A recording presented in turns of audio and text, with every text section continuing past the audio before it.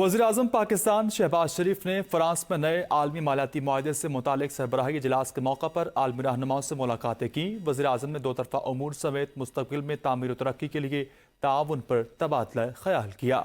آئیے اس حوالے سے مزید جانتے ہیں اس رپورٹ میں۔ وزیراعظم محمد شہباز شریف پیرس میں فرانسیسی صدر ایمانوئل میخواں کی جانب سے سربراہان مملکت کے اعزاز میں دیے گئے عشائیے میں الیزے پیرس پہنچے تو صدر میخواں اور خاتون اول نے وزیراعظم کا پرتپاک استقبال کیا۔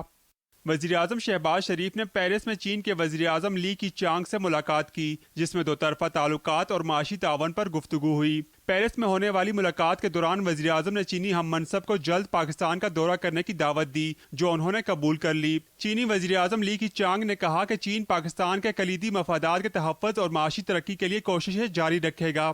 وزیراعظم شہباز شریف نے جرمن چانسلر اولاف شولز سے بھی ملاقات کی۔ وزیراعظم نے پاکستان کے سیلاب متاثرین کے علاوہ بے نظیر انکم سپورٹ پروگرام سمیت معاشی معاونت کے لیے مالی امداد پر جرمن حکومت کا شکریہ ادا کیا۔ وزیراعظم نے جرمن چانسلر سے گفتگو میں جرمنی کی ترقی اور پاکستان میں جرمن کمپنیوں اور NGOs کی خدمات کو سراہا۔ دونوں قائدین نے پاکستان اور جرمنی میں تجارت، سرمایہ کاری، توانائی سمیت مختلف شعبوں میں تعاون بڑھانے پر اتفاق کیا۔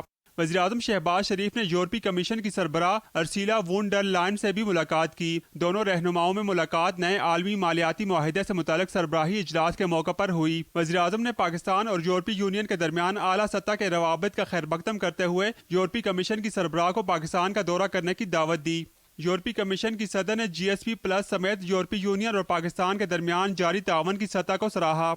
وزیراعظم شہباز شریف نے برازیل کے صدر لاؤلا ڈی سلوا سے بھی ملاقات کی۔ دونوں رہنماؤں نے باہمی دلچسپی کے تمام شعبوں میں تعاون کے نئے امکانات پر مل کر کام کرنے پر اتفاق کیا۔ وزیراعظم کا کہنا تھا کہ پاکستان زراعت کے شعبے میں برازیل کے تجربات سے استفادے کا خواہاں ہے۔ برازیل کے صدر نے وزیراعظم شہباز شریف اور پاکستان کے عوام کے لیے نیک تمناؤں کا اظہار کیا۔ وزیراعظم کی اسلامی ترقیاتی بینک کے صدر ڈاکٹر محمد الجاسر سے بھی ملاقات ہوئی، جس میں پاکستان اور ISDB کے درمیان دیرینہ تعاون اور روابط پر تبادلہ خیال کیا گیا۔